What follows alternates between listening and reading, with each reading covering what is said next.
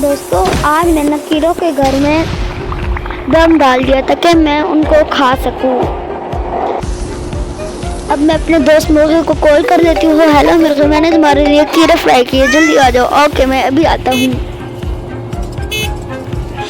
Yes, मेरा जो काम हो गया है, अब इसको चूम भी लेती हूँ। वैसे भी यार दोस्त है ना। दोस्तों यार, क्या आपको लगता है कि मैं इतने मज़े का खाना बना सकती हूँ? अगर लगता है तो फिर लाइक करो, अगर नहीं लगता है तो फिर चैनल को सब्सक्राइब करो।